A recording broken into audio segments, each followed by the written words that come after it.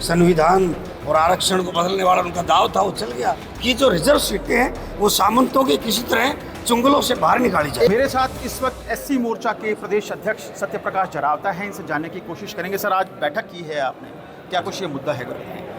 देखिए, अनुसूचित जाति मोर्चा की बैठक हरियाणा प्रदेश की वैसे तो समय समय पर हम करते रहते हैं, लेकिन अब क्योंकि चुनाव है 1 अक्टूबर को हरियाणा विधानसभा का, और अनुसूचित जाति मोर्चा की महत्वपूर्ण दायित्व इसलिए कि 17 हमारी आरक्षित सीट है और 15 सीटें ऐसी हैं जो दलित बाहुल्य है। उन 32 सीटों पर हमने अपनी रूपरेखा 90 सीटों के अलावा विशेष तौर पर आज की है। आने वाले 26 और 27 को, जैसे 20 अगस्त को हमने पीछे एक साथ सभी 90 विधानसभाओं में सभी मंडलों की बैठकों के साथ बैठक की थी, 26 और 27 को पूरे हरियाणा प्रदेश में 6000 के लगभग बस्तियां हैं। उन बस्तियों में 2 दिन के लिए हमारे मंडल से लेकर और प्रदेश स्तर के तमाम नेता दलित बस्तियों में प्रवास करेंगे। ऐसी योजना तैयार की गई है, क्योंकि जो कल्याणकारी नीतियाँ, जितने काम आदरणीय नरेंद्र मोदी जी ने किए, जितने काम हरियाणा की सरकार ने किए, आदरणीय मनोहर लाल जी ने किए, और उन कामों को और स्पीड से आदरणीय नायब सिंह सैनी जी कर रहे हैं, उन कामों को जन जन तक पहुँचाने का काम अनुसूचित जाति मोर्चा। लोकसभा चुनाव के बाद खलबली है एससी मोर्चा के। इस अब जो आज मीटिंग थी, मैंने यहाँ पे भी देखा कि काफ़ी टारगेट किया जा रहा था कि नहीं, आपको ये चीज़ें करनी है। क्या लगता है कि जो वोट बैंक किसका है भारतीय जनता पार्टी के हाथ से, खास तौर पर मैं हरियाणा की बात करना चाहूँगा, उसको लेकर ये तैयारियाँ हैं विधानसभा चुनावों से पहले? देखिए, निसंकोच इसमें मुझे कहने में कोई हर्ज नहीं है कि लोकसभा के अंदर हमारा दलित समाज बड़ा इमोशनल है, बहकाव में आ गया है। और लेकिन एक कहावत है हरियाणा में बड़ी फेमस है, काठ की हांडी बार बार नहीं चढ़ती। कांग्रेस का दाव था, वो चल गया। संविधान और आरक्षण को बदलने वाला उनका दाव था, वो चल गया। उनका दाव था कि 8500 रुपये हर गरीब को देंगे, उनका दाव चल गया। लेकिन आज दलित खड़ा है।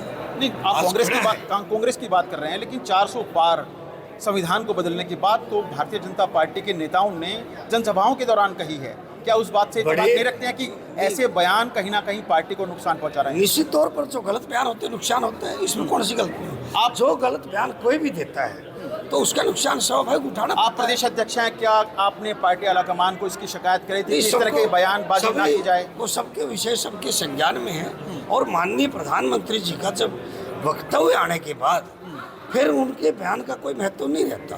जब उनका वक्तव्य आया उस समय भी माननीय प्रधानमंत्री जी का ना संविधान बदला जाएगा, संविधान को मत्था लगाकर वो उसको नमन कर रहे हैं, और ना आरक्षण खत्म होगा। तो ये सब एक है कि भाई किसी भी बात को अहमियत दे दी, लेकिन जब बड़ा नेता बोल रहा है तो सबको समझ, हमारी पार्टी की लाइन ये, हमारा एजेंडा ये है। जो एजेंडा वो है जो देश की प्रधानमंत्री, देश के हमारे पार्टी के राष्ट्रीय नेता बोले, हमारा एजेंडा है, हम उस पर आगे बढ़ते हैं। अच्छा जरावता जी, हरियाणा प्रदेश की बात करना चाहूँगा। अम्बाला हारे, सिरसा हारे, पटौदी में भी आप विधायक हैं, वहाँ से भी जो राविंदरजीत सिंह को वोट मिलना चाहिए था, परंपरागत वोट बैंक है राविंदरजीत सिंह का।